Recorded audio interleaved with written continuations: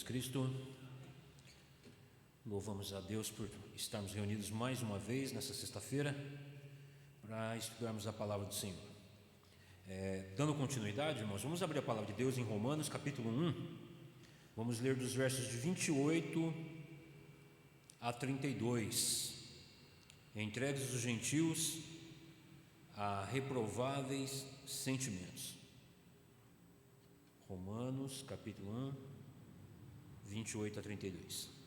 Diz a palavra de Deus: e por haverem desprezado o conhecimento de Deus, o próprio Deus os entregou a uma disposição mental reprovável para praticarem coisas inconvenientes, cheio de toda injustiça, malícia, avareza e maldade, possuídos de inveja, homicídio, contenda, dolo e malignidade, sendo difamadores, caluniadores, aborrecidos de Deus, insolentes, soberbos, presunçosos, inventores de males, desobedientes aos pais, insensatos, pérfidos, sem afeição natural e sem misericórdia. Ora, conhecendo eles a sentença de Deus, de que são passíveis de morte os que tais coisas praticam, não somente as fazem, mas também aprovam os que assim procedem. Amém? Vamos orar. Soberano Deus, eterno e maravilhoso Pai, damos graças, Senhor, por este privilégio de estarmos reunidos nesta noite para meditarmos na Sua santa e bendita palavra, pedindo a Deus que o Senhor venha pelo Teu poder do Teu Santo Espírito nos iluminar o entendimento para que possamos compreender a Tua palavra e frutificar para a vida. A minha oração, Senhor, é para que todos os que nos ouvem pelas redes sociais e nos que estão aqui presencialmente sejam impactados pela Sua palavra e tenham suas vidas mudadas, transformadas, sejam edificados e possam nos viver para uma vida que engrandeça, exalte e louve o Teu santo nome. Assim, ó Deus, eu agradeço por esta rica bênção, em nome de Jesus Cristo. Amém. Então, irmãos e irmãs, ainda no capítulo 1, nós estamos aprendendo com respeito à doutrina da depravação total, que vai tratar do capítulo 1 até o capítulo 3, né? E nós vamos ver que esse texto ele vai afeta toda, ele chama a atenção de toda a raça humana sem distinção. E Paulo aqui ele vai dividir, né, em 3 grupos, como nós já vimos, sendo os judeus, os gentios, e um grupo em específico que faz parte dos 2 grupos, que é o moralista, aquela pessoa que se esconde atrás da sua suposta moralidade, onde ele despreza o conhecimento de Deus e se firma na sua convicção de moralidade, de maneira que ele não precisa de um Deus que possa dizer como ele deve viver. Ele entende como ele deve viver e ele vive segundo a maneira que ele entende como sendo uma forma de se gloriar diante dos homens. E nós vimos que o homem, ele despreza a verdade de Deus, como nós vimos no nosso estudo passado, e por desprezar a verdade de Deus, é o próprio Deus quem entrega a uma disposição reprovável para que possa ter uma vida totalmente contrária à verdade que ele despreza, né? Uma vez que Deus, pela sua palavra, ele, na consciência do homem, que foi feito à imagem e semelhança de Deus, ou seja, o homem, ele tem conhecimento da verdade, o homem, porque ele foi feito pela verdade, ele foi feito pelo único e verdadeiro Deus. Mas por causa do pecado que nós cometemos na pessoa do nosso primeiro pai, Adão, né, nós caímos daquela posição de graça maravilhosa que nós tínhamos, comunhão com Deus, e nascemos escravos da nossa vontade. Nós vivíamos perdidos, alienados de Deus, porque é o nosso pecado que nos aliena do Deus verdadeiro, com quem nós tínhamos comunhão no princípio. Então, como todos nós nascemos debaixo do pecado, você pode fazer esse simples exercício de como você vive, de como você vivia, né? Você vive de acordo com o que? É comum nós ouvimos o homem dizer: eu faço aquilo que o meu coração me leva a fazer, o que agrada o meu coração. E a pior coisa que um humano pode desejar é andar segundo a vontade do seu coração, porque a Escritura deixa claro que o nosso coração é corrupto, o nosso coração é desesperadamente corrupto, e ele almeja as coisas que são contrárias à vontade de Deus, porque todos nós, sem exceção, nascemos debaixo da culpa do pecado e escravos das vontades da carne. Então, ao fazermos isso, nós praticávamos coisas que malignas, coisas que o tempo todo levantavam a ira de Deus contra nós. Mas graças a Deus que fomos alcançados pelo poder do Evangelho, fomos transformados pelo poder do Evangelho, e embora libertos do poder do pecado, mas ainda sob a presença do pecado, estamos sujeitos ainda a tropeços, né? De maneira que a Escritura deixa claro que aquele que diz que não peca, que não tem pecado, torna a Deus mentiroso e afirma que a palavra de Deus não está em nós. E eu sempre gosto de reafirmar, isso não quer dizer que te dá carta branca para viver no pecado. Os nossos tropeços mostram a nossa miserabilidade, o quanto nós necessitamos de um Salvador, que nos lave, que nos limpe das nossas iniquidades, que nos leve a ter uma vida aqui nessa terra que agrade ao Senhor.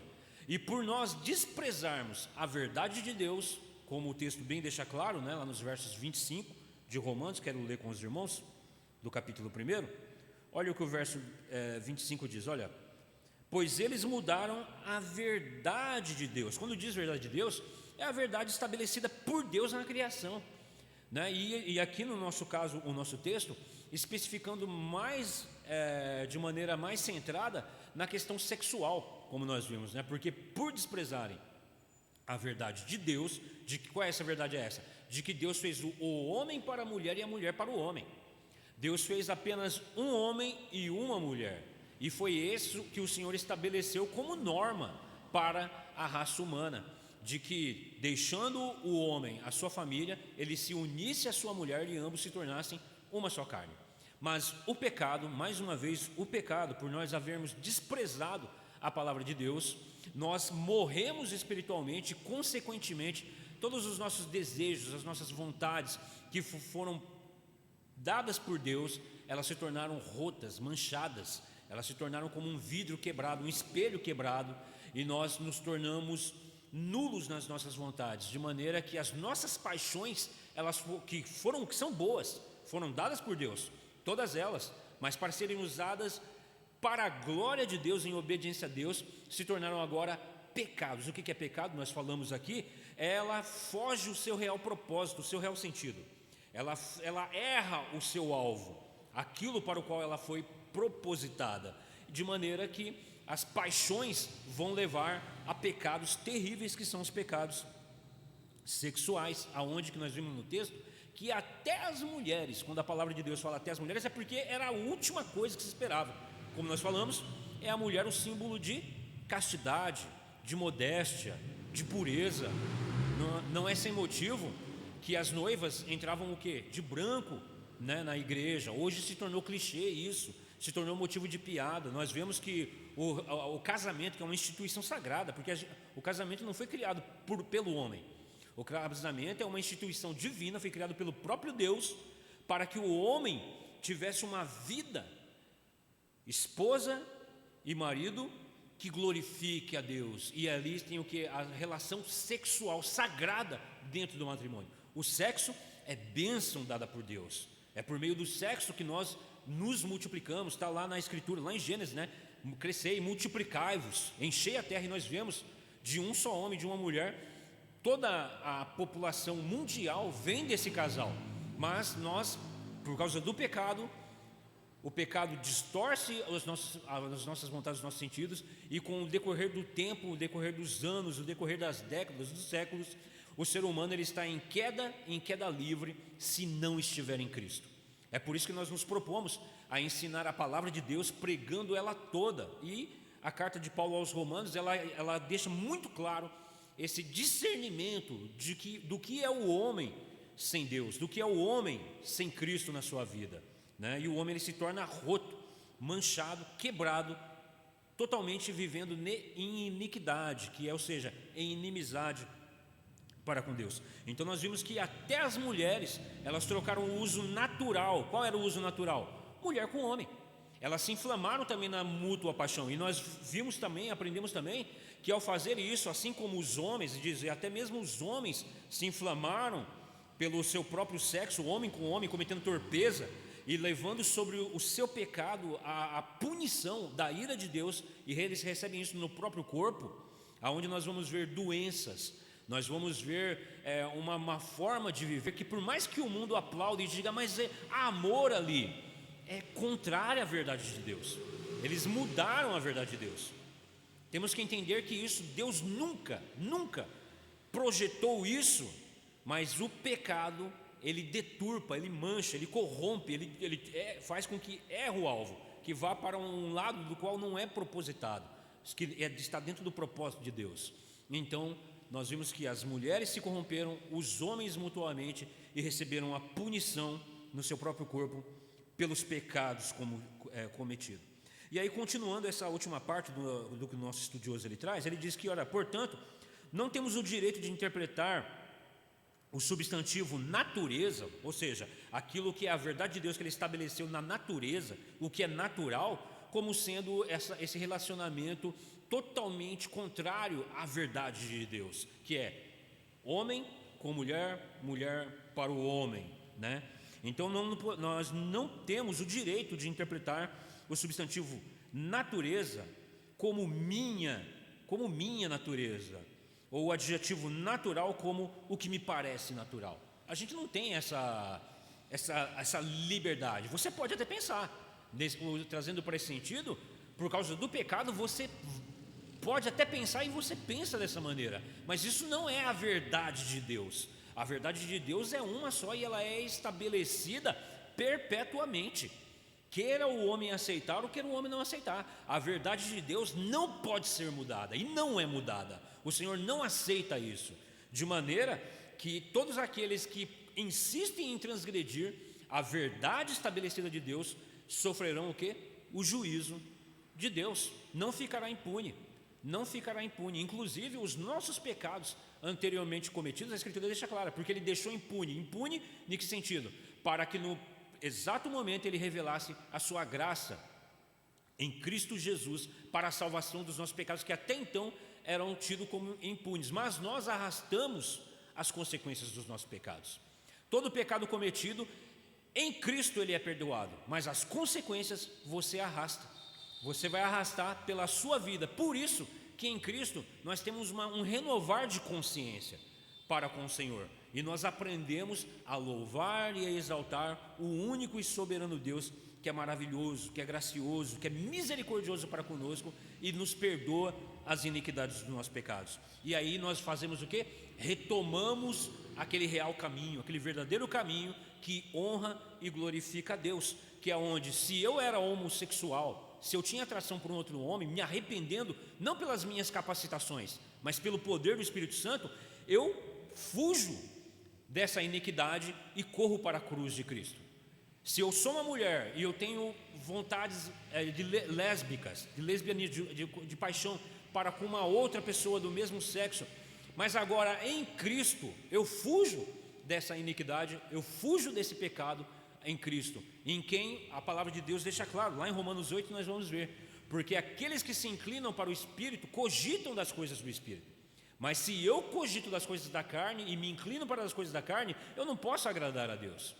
Eu fico impossibilitado de fazer a vontade de Deus, de agradar ao Senhor, de ter a alegria da salvação. E aí eu tenho uma vida, ainda que cristã, mas uma vida miserável, uma vida vazia do Espírito Santo.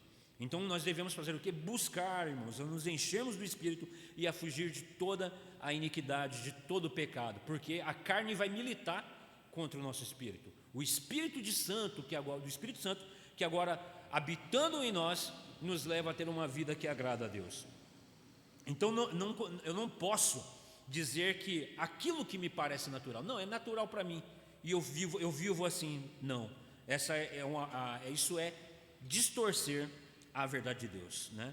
Então, pelo contrário, natural significa a ordem criada por Deus. Aquilo que é natural é o que é natural que a Escritura apresenta. Criou o Senhor Deus, homem e mulher os criou. O Senhor criou todas as coisas dentro de um propósito, mas o nosso pecado, ele manchou tudo, ele sujeitou tudo à vaidade, tudo à futilidade. Então, agir contra a natureza significa violar a ordem que Deus estabeleceu, enquanto que agir de acordo com a natureza significa comportar-se de acordo com a intenção do Criador. Além do mais, a intenção do Criador significa sua intenção original. Gênesis deixa claro qual era essa intenção. E Jesus confirma, né? Nós vemos na palavra do próprio Senhor Jesus Cristo, que diz: no princípio, o Criador os fez homem e mulher. Homem e mulher. E disse: por esta razão, o homem deixará pai e mãe e se unirá à sua mulher, e os dois se tornarão uma só carne. Assim, eles já não são dois, mas sim uma só carne. Então Jesus acrescentou o seu endosso, bem como a sua dedução pessoal: portanto, o que Deus uniu, ninguém o separe. O que Deus uniu, ninguém o separe. Esse texto se encontra em Mateus capítulo 19, no verso 4. Eu li aqui a referência que o nosso estudioso deu, mas os irmãos podem ler no Evangelho de Mateus, no capítulo 19, no verso 4. O Senhor Jesus Cristo, ao tirar dúvida dos seus discípulos com relação ao matrimônio, ele chama os seus discípulos à Escritura. Ele não dá uma interpretação pela sua própria vontade, não, antes ele veio para fazer a vontade do Pai. A vontade do Pai era essa, de que se cumprisse toda a Escritura que estava dita a respeito dele, de que ele ensinasse a verdade, e ele ensinasse a verdade por meio da palavra de Deus, da palavra de Deus. Então nós vemos aqui o Filho, o Cristo, o Senhor, submisso à vontade do Pai e ensinando os seus discípulos a buscarem na Escritura a verdade revelada de Deus. E ele endossa: portanto, o que Deus uniu, ninguém o separe. Deus fez criou a natureza estabelecida dentro da sua ordem, da sua vontade, que por causa do pecado se tornou corrompida. Não mudou. Esse é o ponto. Não mudou. A vontade de Deus, a verdade de Deus revelada, ela permanece para sempre. Por isso que aqueles que não estão no Espírito não podem agradar a Deus, porque eles mudaram a verdade de Deus. Eu lembro que eu andava com uma visão natural de acordo com a minha verdade. É a minha verdade, a verdade pluralista do mundo, que enxerga o mundo pela sua vontade, pelos desejos, pelo seu coração corrompido. E por isso que nós vemos: mas isso é verdade para você, não é verdade para mim. É por isso que o mundo diz: não, mas aí você está sendo muito como é que fala? Você está sendo você não aceita a minha verdade, né? Você está sendo radical, você está sendo radical, essa é a palavra. Vocês cristãos são radicais. Não somos radicais. Somos radicais no sentido do quê? De combater a mentira, o engano. E isso é o quê? Isso é amor. Quem que prega amor e ensinando as pessoas a continuarem na enganação e na mentira, né? Vão nos dizer que somos pregadores de ódio. Não, pregamos o amor porque justamente vemos que as pessoas, assim como nós no passado, vivíamos caminhando no engano e na mentira. E a pior coisa que pode existir na vida de uma pessoa é viver no engano. E nós vemos que isso é tão terrível que, por desprezarem a verdade de Deus, o próprio Deus os entregou à mentira. Por quê? A palavra está falando: olha, isso é errado, isso é antinatural, ou seja, isso é pecado, isso é iniquidade. E a pessoa insiste em praticar o mal, até que chega ao ponto que o próprio Deus, que estabeleceu a verdade, porque Ele é a verdade, Ele diz: então ande segundo a vontade do seu coração. E aí nós vemos que essas pessoas, elas são entregues a uma paixão desenfreada. Eu estava falando agora com o diácono Daniel a respeito da interpretação do inferno, né?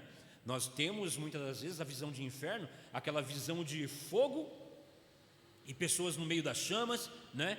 Mas é uma visão que ela traz algo que chama a um pensamento lógico, porque a Escritura vai dizer que o inferno é totalmente trevas e fogo, mas aonde há fogo não é totalmente trevas, né? Se há fogo, há luminosidade, e diz que ali o verme, o bicho nunca morre. Mas que bicho é esse? Que bicho é esse que está lá? E aí nós vamos para a Escritura, no caso que nós estamos estudando, aonde diz que o Espírito nos leva a nos inclinar e cogitar as coisas do céu, as coisas que estão dentro do propósito de Deus. E se nós não estivermos no Espírito, nós somos levados pelo quê? Pela carne. Pela carne. A carne aqui no sentido dos nossos o quê? Desejos, vontades, que uma vez que o homem a entrega, ele se corrói nessa paixão, ele se inflama nessa paixão. Então o inferno, eu gosto de um estudioso que ele diz que o inferno é você ser entregue a essa paixão, então você é consumido por ela. Nós temos exemplos nítidos no dia a dia que nós podemos ver, pessoas entregues aos vícios sem nenhum controle, muitos tiram a própria vida ou tiram a vida do outro, totalmente alienados de Deus, entregues às suas paixões. Aquilo é um fogo que consome. Eu já fui viciado em tabaco. Eu lembro que quando eu ficava sem um trago, nossa, era a pior coisa. Eu ficava. Então você imagina, isso é o inferno. O inferno é isso, é você não ter Deus, você está longe de Deus e você tem um ídolo no seu coração que não é nada, não existe, é vazio, e você não tem como se saciar. Então você está entregue ao quê? A um consumo que não se apaga. Então você imagina o próprio Deus dizer: viva dessa maneira. E você vê nitidamente, olha para o mundo hoje, há um país onde lá há um local que é totalmente entregue aos vícios. Eu acho que, não sei, os irmãos conhecem se eu estiver errado, creio que é na Irlanda. Tem um local onde as praças você vê as pessoas caídas, a situação mais deprimente, horrível, jogadas no meio dos excrementos. Então você imagina, irmãos, Deus falar: é isso que você quer? E o Senhor falar: então faça a sua vontade.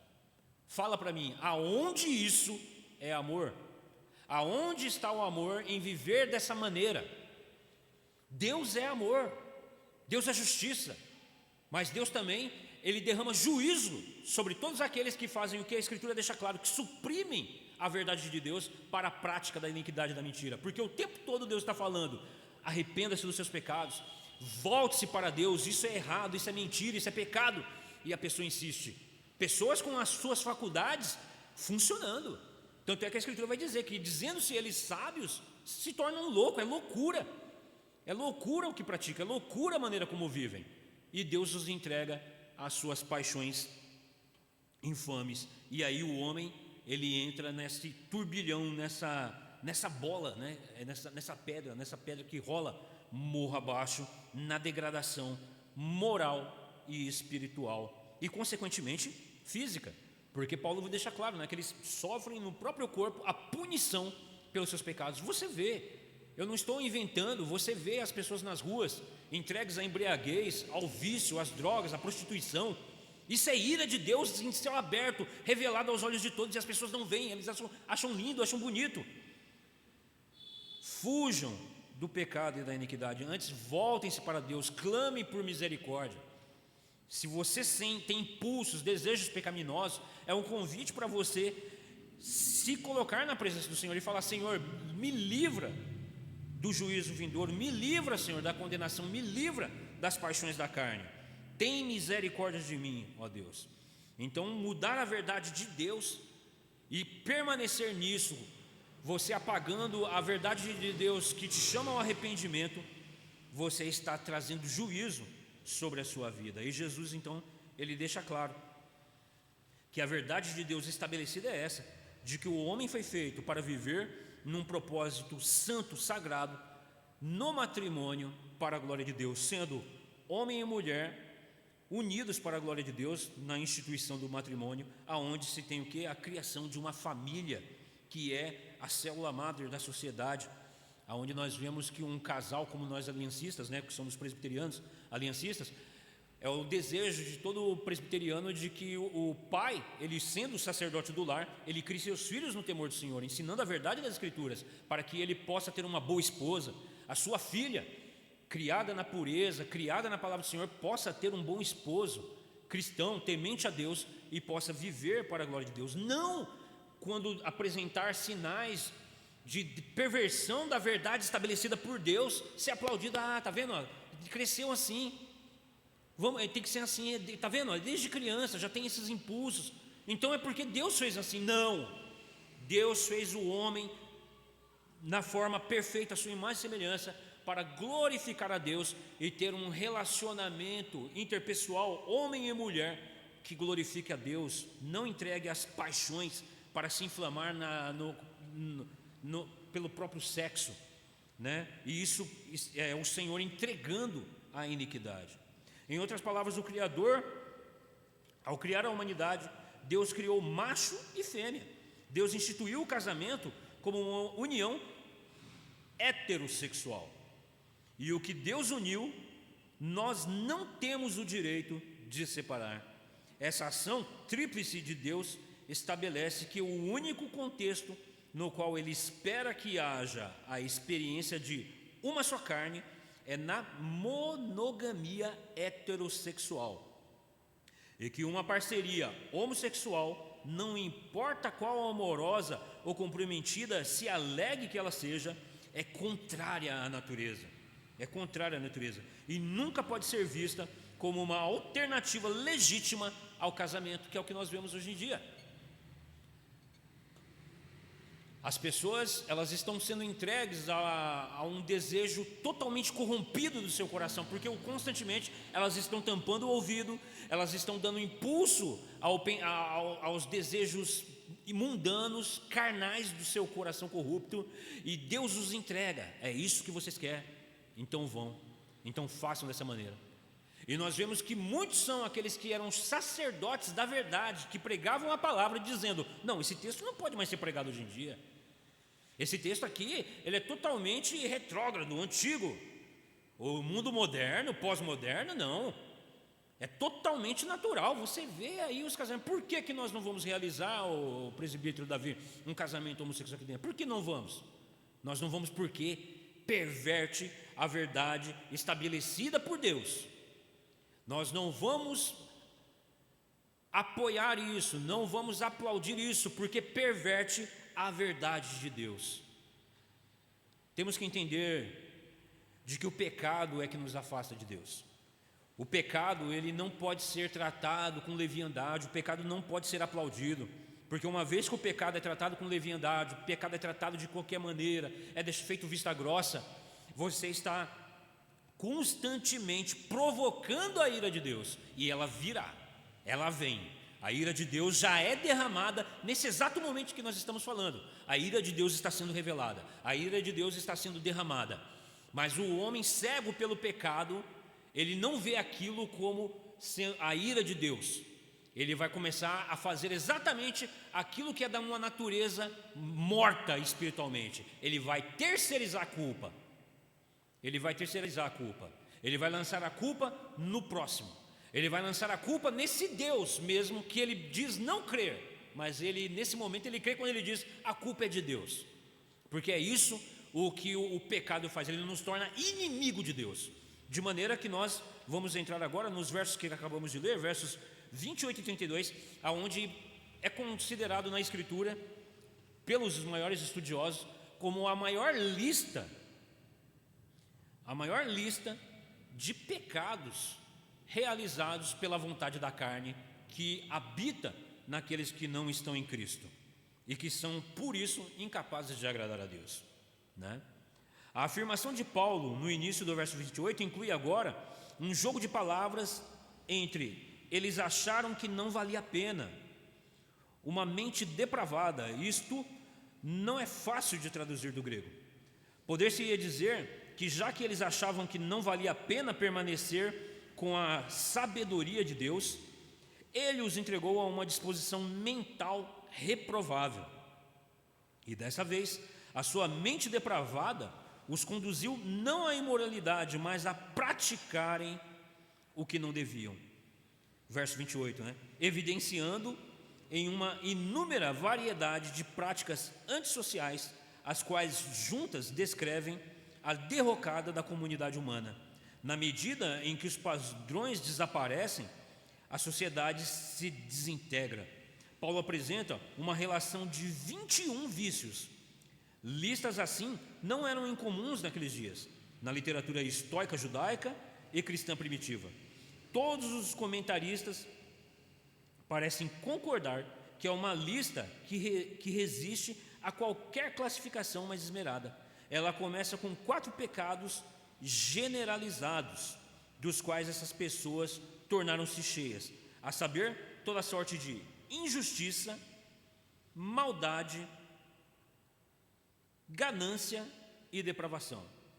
Depois vem outros 5 pecados, dos quais eles estão cheios, os que retratam todos eles, todos os relacionamentos humanos corrompidos. Ora, uma vez que eu estou cheio de injustiça, maldade, ganância e depravação, lembra? Se o meu coração está cheio disso, como eu vou viver com o meu próximo? Com um coração cheio disso. Eu vou ter um coração cheio de maldade. E o que é a maldade? Aqui ele é um pecado generalizado. A maldade está em todos os aspectos da atividade humana. A maldade, ela habita em todas as esferas na onde o homem atua. A maldade, ela é colocada como o perverter, de novo, a verdade. E aquela pessoa que tem um coração cheio de maldade, ela sabe disso, e ela vai usar dessa maldade para agir dentro do meio em que ela está atuando. Vamos dar exemplo.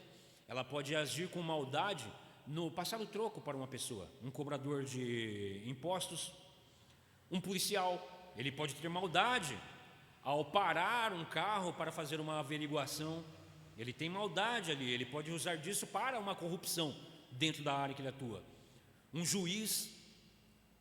Então nós vemos que a maldade, ela atua em toda a esfera humana. Um pregador do evangelho, um falso pregador do evangelho, ele pode ter o coração o quê? Na maldade, naquilo que ele atua, perverter a verdade, de maneira que eu posso me tornar como esses falsos mestres, que fazem o quê?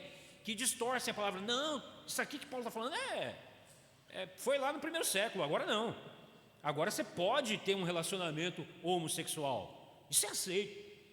Isso aqui que Paulo está falando nem se cogita mais, deixa para lá, né?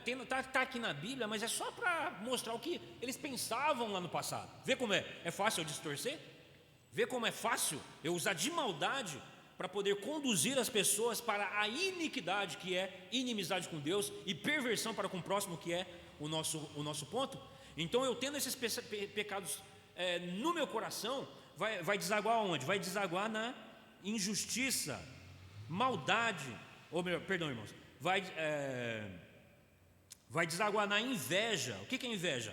É eu cobiçar de maneira totalmente maligna e invejar a vida do próximo, mostrando o quê? A minha incapacidade de ter uma vida também. Porque isso que a inveja é. A inveja é aquela pessoa, ela olhar para a vida do próximo, ela olhar para a vida do outro, ela também tem as mesmas condições de ter, mas ela prefere destruir aquilo que o outro tem, ao invés de lutar para conseguir também. Então a inveja, ela habita um coração maldoso, e um coração maldoso está entregue à inveja, ao homicídio. O homicídio vai levar o quê? A tirar a vida do próximo. Eu invejo a vida dele. Lembra? Invejar é isso. É você ser capaz de construir, mas você não prefere isso. Você se detém disso, você quer destruir o que o outro tem. E se eu não conseguir destruir o que ele tem, eu vou destruir ele. Eu vou matar ele. Eu sou um homicida. Eu vou tirar a vida do próximo. Esse pensamento, irmãos, ele aplicado na esfera que essa pessoa atua, é terrível. É terrível. Pensa um pregador invejoso, um pastor invejoso, um líder de igreja invejoso. Pensa um líder de um setor invejoso. Pensa num pai de família que tem inveja dos filhos. Isso é terrível. Isso é terrível. E isso demonstra que um coração que foi entregue aos seus impulsos e seus desejos. Então isso aqui nós estamos em um texto que diz que por causa disso, que por desprezarem a verdade de Deus, o próprio Deus os entregou a uma perversão de vontade, a uma distorção da verdade de Deus. Então um coração cheio de maldade, de ganância e depravação, ele está entregue à inveja, ao homicídio, às rivalidades no sentido pejorativo da palavra mesmo, porque a rivalidade ela é boa. A rivalidade, olha, para você ver que vem na sequência de inveja. A inveja é o quê? É eu olhar o que o outro tem, o que o outro possui, a vida do outro, Eu ter capacidade de ter a mesma vida, mas eu fazer o quê? Quero destruir o que ele tem. Então leva a rivalidade. A rivalidade seria o quê? Poxa, vou desenvolver também isso. Inclusive a Bíblia, quando ela traz essa palavra, diz: olha, eu tenho que imitar o meu irmão que se aparenta mais com Cristo. Paulo diz, né? Sejam meus imitadores como eu sou de Cristo. Lá em Hebreus nós vamos ver, olha, imitais a irmãos como estes, que são o quê? Testemunho na igreja de vida de piedade, de vida santa. Nós temos que invejar. Então eu não vou invejar. Percebe? Como tem ligação, eu não vou invejar. Eu não vou ficar criando caso, criando picuinha. E isso se estende, lembra, para todas as áreas da atividade humana: profissional, religiosa, familiar. Eu vou fazer o quê? Poxa, eu quero ser igual aquele irmão. Então eu tenho uma competição saudável nesse sentido. Eu estou imitando ele, eu quero ser igual a ele. E tudo, mas isso em quê? Para a glória de Deus, não como um fim para mim mesmo. Senão também é pecado. Se torna o quê? Vazio em si mesmo. Então a Escritura é quem nos vai fazer o quê? Dar discernimento pelo Espírito Santo dessas coisas, para que nós façamos o quê? Aprovar as coisas que são excelentes e que Deus receba a glória. Mas um coração que é cheio de maldade, de ganância e depravação, ele vai para a inveja, o homicídio e a rivalidade. Ele vai para a rivalidade, que é aquilo pecaminoso. É aquela rivalidade pecaminosa, que é engano e malícia. Versos 29, vamos ler mais uma vez. Verso 29 de Romanos. Pode ler, meu irmão.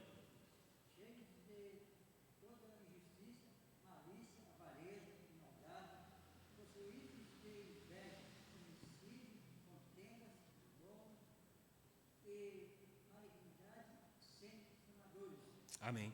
Então você vê, a pessoa se torna também difamadora. O que é um difamador? Ele fala mal, ele difama aquela pessoa. Ele não conhece os passos, o propósito, o que aquela pessoa está passando. Mas ele se torna difamador, ele difama, ele tem prazer em difamar as pessoas. Com certeza você já lidou com pessoas assim na sua vida.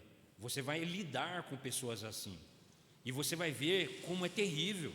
Você está do lado de uma pessoa que o coração dela está cheio de tudo isso e acaba desaguando. Quando a pessoa ela se torna difamadora, você já vê toda essa sequência de maldade no coração da pessoa. E isso é angustiante. Você não suporta ficar do lado de uma pessoa assim. Não tem quem convive. É onde você vai ver, mais uma vez, dentro das áreas de atuação humana, um coração assim não tem paz, não há vida.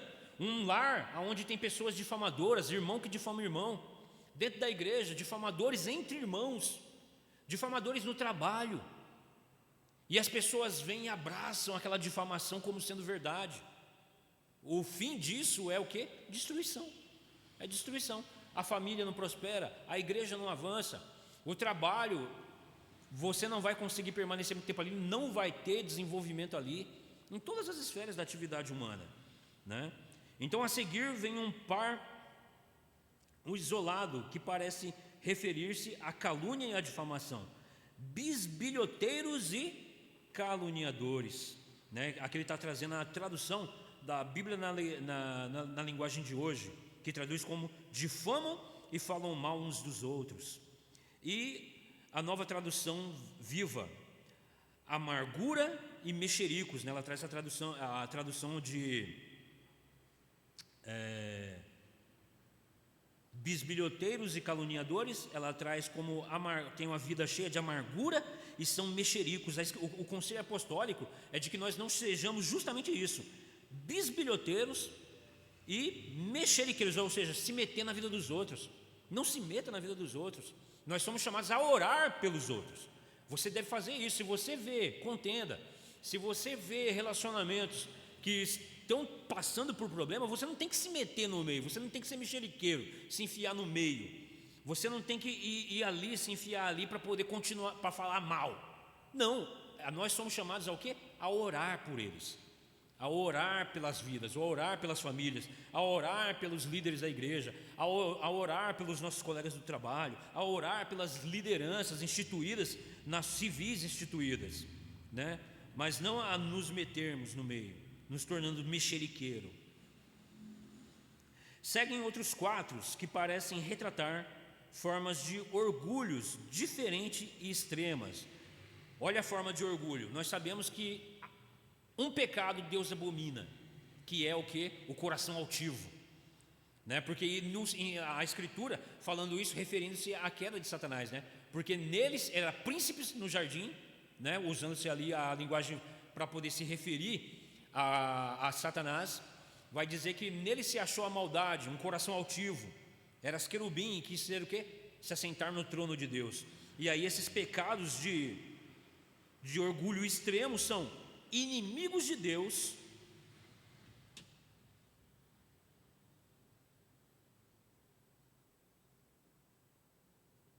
caluniadores, aborrecidos de Deus, que é inimigos de Deus, insolentes, verso 30, né? Verso 30. Insolentes, soberbos, presunçosos, lista de orgulhos, olha, inimigos de Deus, insolentes, arrogantes e presunçosos. Então nós vemos que uma pessoa que é orgulhosa, presunçosa de si, a Escritura diz para nós não sermos sábios aos nossos próprios olhos. Mas a pessoa que é sábia ao seu próprio olho, ela está consciente de algo que ela recebeu, que é um dom que ela recebeu. E ela, consciente disso, ela rouba a glória de Deus e traz isso para si. O Senhor abomina isso, isso é roubar a glória de Deus. É por isso que não devemos ser sábios aos nossos próprios olhos. Você pode receber um elogio, nossa, aquela pessoa é inteligente. Eu falo para a pessoa, olha, você é inteligente. E você diz, obrigado, louvado seja Deus por isso, porque Deus é quem nos capacita, né? Você lembra que nós estávamos falando de que, eu mesmo falei, né? Eu não dou glória para nenhum homem, mas isso não quer dizer que eu despreze a pessoa e o conhecimento, a sabedoria, porque isso ela recebeu de Deus. E isso nos beneficia. Um exemplo, a medicina. Eu não sou médico, mas eu necessito de um médico. E Deus deu sabedoria a um homem para que ele, podendo estudar a natureza humana, ele possa tratar do ser humano. Isso é graça comum. É Deus usando o homem, meios ordinários, para mover pela sua graça. Então eu faço o quê? Eu dou glória a Deus pela vida dessa pessoa. Olha, louvado seja Deus pela sua vida, que o Senhor te deu sabedorias, um excelente médico, né? Agora o soberbo, ele vai dizer, poxa, né? Eu estudei, fiz tudo isso que você falou, é a mim que você tem que agradecer, não a Deus. Eu nem acredito em Deus, que Deus, né? As pessoas dizem isso, né? Eu que não vou lá fazer, não, para você ver Deus onde vai parar. Então isso é roubar a glória de Deus. Não, você deve fazer isso e dando glória a Deus. Sim, de fato, se você não levantar e você não for trabalhar, de fato, não vai vir na sua mesa, porque você está zombando de Deus. Agora, se o Senhor te concede saúde, força, capacitação para você levantar, dê glória ao Senhor. Mas um coração altivo, ele vai fazer o quê? Não, eu fui, eu ralei, eu fiz, é eu quem fiz, não foi Deus, tem nada de Deus não vai eu fazer. Aí ele rouba a glória de Deus, ele é altivo, ele é soberbo. E aí é onde que nós entendemos, muitas pessoas entendem errado, aquele versículo bíblico que diz, maldito o homem que confia no homem. Aí as pessoas colocam isso no próximo, né? Tá vendo? Confiou no amigo, não é isso que está querendo dizer.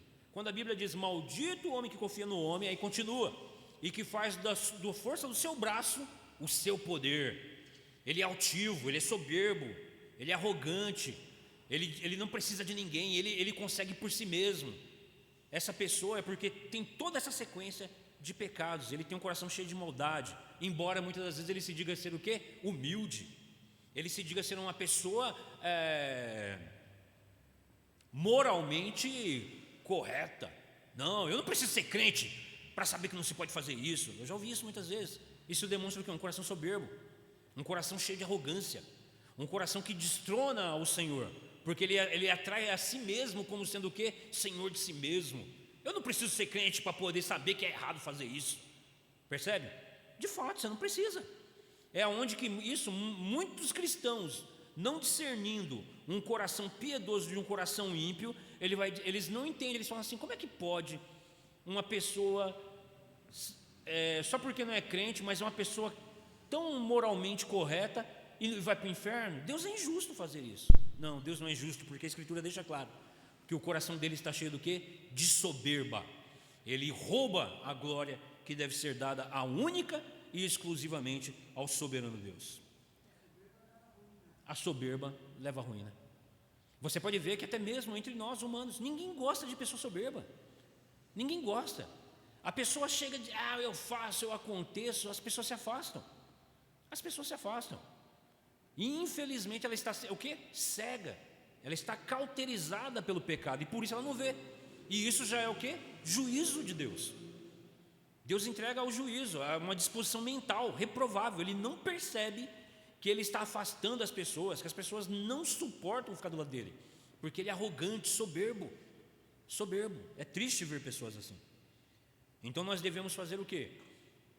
Darmos toda a glória a Deus, longe de nós qualquer altivez.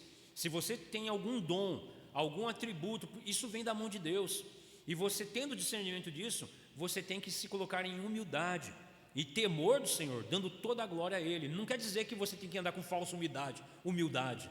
Nossa, irmão, você é muito inteligente. Não, que isso, não aceite. Meu irmão, obrigado. Deus abençoe, né? Mas louvado seja o Senhor por isso, porque é o Senhor quem concede essa graça. É Deus quem nos capacita, né? Está lá Tiago que não deixa mentir, né? Tiago ele diz assim, necessita de sabedoria? Peça a Deus, que dá, mas peça com fé. E fé aqui é nesse sentido, para glorificar a Deus, é para poder exaltar o nome do Senhor. Deus vai te dar sabedoria. Deus te dá sabedoria, conhecimento, discernimento. O Senhor te dá para que o nome do Senhor seja exaltado. É para que, como João diz, né? Para que Ele cresça e eu diminua. Isso é maravilhoso. Nisso se alegra o Senhor. De um coração aquebrantado e contrito se alegra o Senhor. Agora vem outro par, independente de palavras, que denotam pessoas que são criativas, mas criativas em relação ao mal e rebeldes em relação aos pais. Continuando, né, o verso 30, ele diz, paramos em presunçosos, aí vem inventores de males e desobedientes aos pais. Você já viu aquela pessoa? Eu estava conversando com a minha irmã esses dias e pensando, né, principalmente no relato do primeiro século, na perseguição aos cristãos, nossos irmãos em Cristo, do primeiro século, onde Nero, ele iluminava a via Roma com o corpo de crente pegando fogo. Da onde veio essa ideia? Isso é maligno, é usar uma criatividade maligna. Eu acredito que já existia luminárias. Aí ele falou, não, tira essas luminárias, coloca crente pegando fogo aí. E o povo inebriado, aplaudia. Circo, teatro, para colocar os cristãos para ser comido por leão, morto por gladiador. Há um relato, né, extra bíblico, pela tradição da igreja, de que João, né, João que viveu morreu de velhice. João, que foi preso na ilha de Patmos, traz o relato da tradição cristã de que João foi jogado em um caldeirão de óleo fervente, porque eles vão inventar o que a gente faz para fazer o mal. Você vê aí quantas novas drogas não estão sendo inventadas, quantas novas formas de perverter a verdade. Tem gente que está essas horas maquinando. Lembra que nós estávamos falando de que de boa intenção o inferno está cheio. É pela boa intenção, cria algo bom, algo que glorifica a Deus, ou pelo menos deveria glorificar a Deus. Aí vem um outro e fala, rapaz, e se eu usar isso aqui para, olha, e aí ele lança para o mundo e o mundo, nossa, o cara foi bom, ele criou algo maravilhoso, mas é para matar, para roubar, para destruir famílias, para perverter a verdade. Inventor de males, para praticar o mal e desobediente aos pais. Uma pessoa que é desobediente aos pais, nós vemos principalmente nesses tempos que nós estamos vivendo, pós-moderno, onde os filhos estão totalmente, não há mais amor, respeito pelos seus próprios pais de sangue. Não se tem. Nós pegamos os mais antigos, as pessoas tinham o quê? O bença pai, né? Bença mãe, bença tio. Isso acabou. Exatamente, o pai chegava, filho, Deus te abençoe, beijava o filho, vai. Não, tanto o pai perderam isso, alguns pais, eles consideram até mesmo isso retrógrado, e os filhos já tratam os pais pior do que qualquer coisa. Eles são desobedientes aos pais. E se você é desobediente a teu pai, se você é desobediente à tua mãe, A quem você teme? Porque o pai e a mãe é autoridade, é a primeira autoridade instituída por Deus. Começa no lar. O pai é o sacerdote do lar. E se o filho é desobediente ao pai, a quem ele vai respeitar? Ele vai temer, sim, a patente. Ele vai ter aquele temor fingido.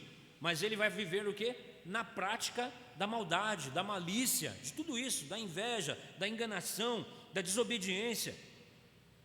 E a lista termina com 4 negativas, né? São insensatos, desleais, sem amor pela família e implacáveis.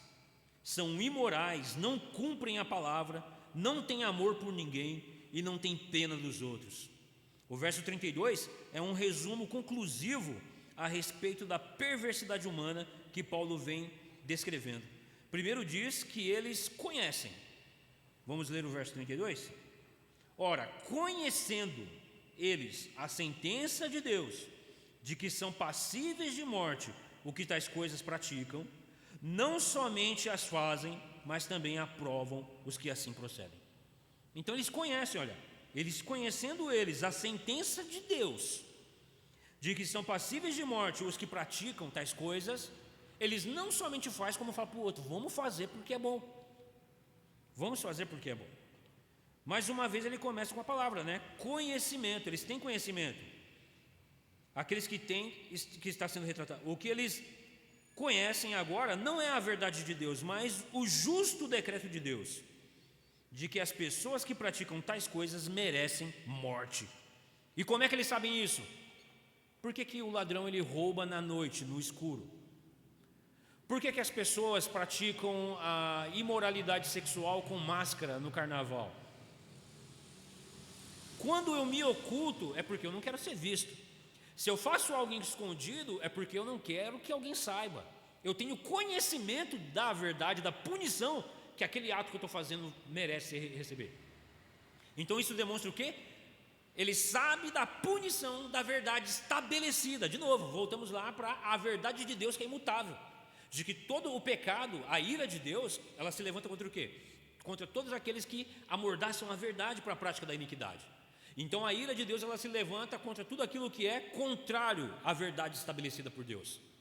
Então eles, sendo os conhecedores da verdade de Deus, de que são passíveis de morte, de punição, os que tais coisas praticam, eles não somente fazem, mas como fala para o outro, vamos fazer, porque no escurinho é mais gostoso. Vamos fazer porque está todo mundo fazendo, e isso é muito bom. E às vezes a sociedade inteira está aplaudindo. Aí ele fala, ó, tá vendo? O policial não fala nada, o juiz está batendo palma para a gente, é do mesmo time. Os políticos estão falando que é normal. O pastor está falando que é mentira isso aí, que isso aí é coisa do passado. Vamos fazer. Vamos continuar fazendo. E eles sabem, lá no íntimo, eles sabem. Por quê? Porque nós somos feitos à imagem e semelhança de Deus. A gente não é obra do Big Bang, obra do acaso. A gente não é criação, evolucionismo cego e estúpido, vazio da mente humana caída. Nós somos feitos à imagem e semelhança de Deus, ou seja, fomos feitos pela palavra de Deus, dentro da proposta de Deus, para viver para a glória de Deus, mas caímos em pecado. Mas a imagem de Deus e semelhança de Deus em nós não se apagou, não se dissipou. É por isso que você é um idólatra. Se você está falando que existe um Deus que deve ser adorado, mas você prefere adorar a criatura ao invés do Criador. Você sabe que você é passível de punição pelo seu pecado, mas você prefere continuar fazendo porque você sabe que tem a verdade.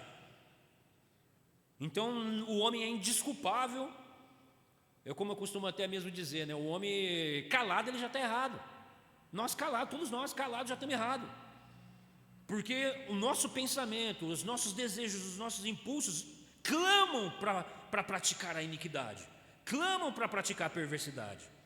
Mas em Cristo há conversão, há mudança de rota, há uma nova vida agora diante dos seus olhos que você nunca viveu.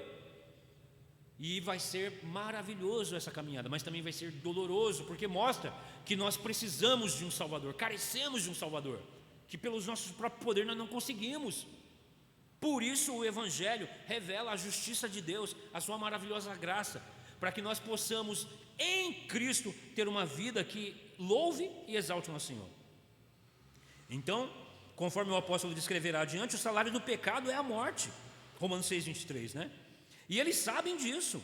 Eles sabem que o salário do pecado é a morte. Praticou o pecado, o salário que você vai receber de louvor é morte. A sua consciência os condena. Em segundo lugar, eles, apesar de tudo, descartam esse conhecimento. Eles não somente continuam a praticar tais coisas, que eles sabem que vai resultar em morte, mas o que é pior, também aprovam aqueles que o praticam, fazendo aquilo que Deus expressamente desaprovou. Foi o que eu acabei de falar. Você vê os políticos colocando isso nas suas campanhas. Olha, vou fazer, viu? Banheiro para homem, para mulher e para o homossexual.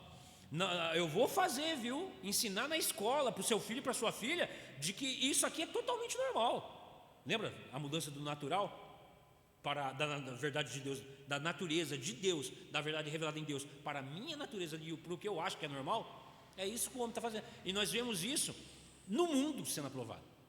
Está sendo aprovado, não é no Brasil, não é só em Carapicuíba, não é em Osasco, não, é no mundo.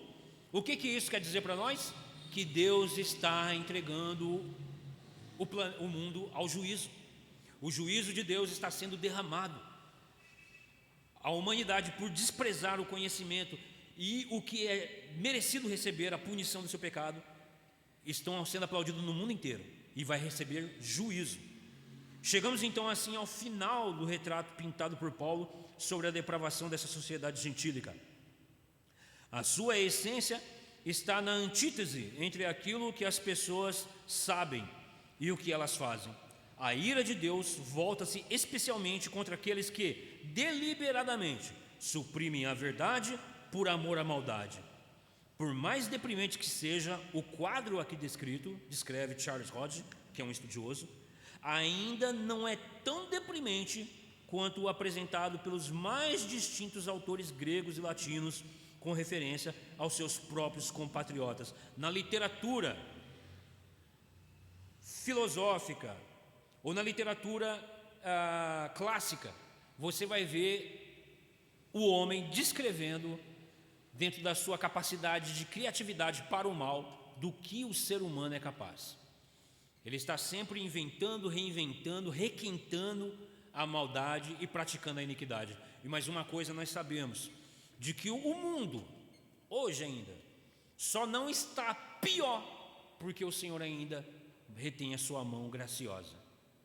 Porque o Senhor ainda, pela sua misericórdia, ainda mantém a sua mão. Porque quando Ele retirar a sua mão, o mundo vai entrar num colapso. Nós já vimos isso na Escritura. Você tem Sodoma e Gomorra, você tem Noé pregando aos antediluvianos. 120 anos Noé pregou. Você tem Gênesis 15, capítulo 15, quando o Senhor faz a promessa a Abraão dizendo: olha, você me servirão como povo estrangeiro por 400 anos em terra estrangeira, e depois retornarão para aqui, porque ainda não se encheu a medida da iniquidade dos amorreus, dos cananitas que ali viviam. Ou seja, 400 anos o Senhor deu para aquele povo se arrepender, 120 para o povo de Noé. O povo de Sodoma e Gomorra não nos é dito, mas nós temos conhecimento de que havia naquela região quem pregava a verdade. Em todas essas regiões havia quem pregava a verdade. Nós temos o relato de Melquisedeque, que era sumo sacerdote do Deus Altíssimo e pregador da justiça. Pregador da justiça. Então Deus não traz juízo à revelia, assim, às cegas, não. O Senhor chama ao arrependimento, o Senhor mostra a verdade estabelecida, mas o homem rejeita. E por o homem rejeitar constantemente a verdade de Deus sendo revelada, o próprio Deus faz o quê? Entrega ao juízo. Juízo esse que temporário.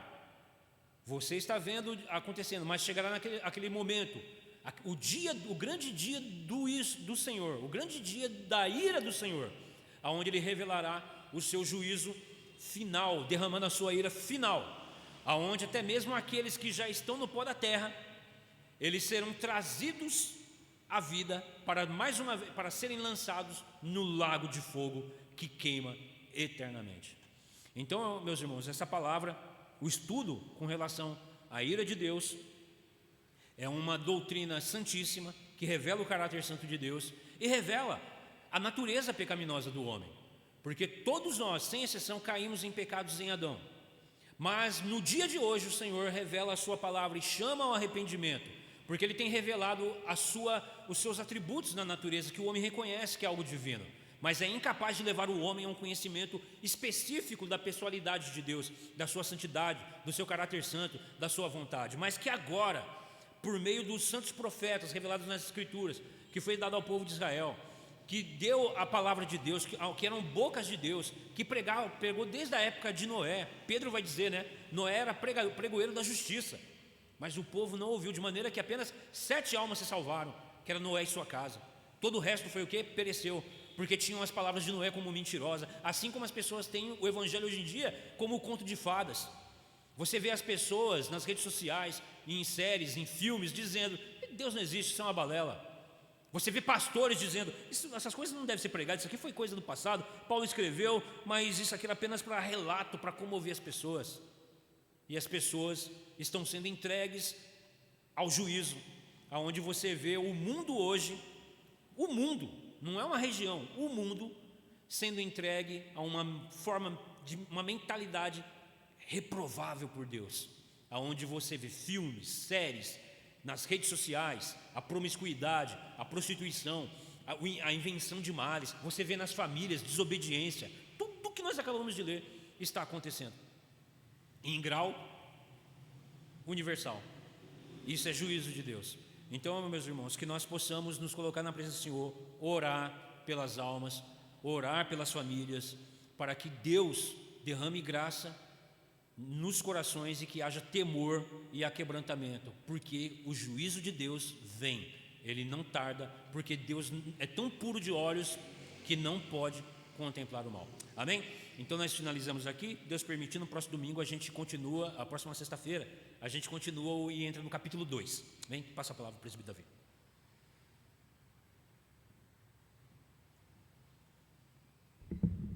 Vamos louvar o nosso Deus cantando o hino de número 336. 336. Perdido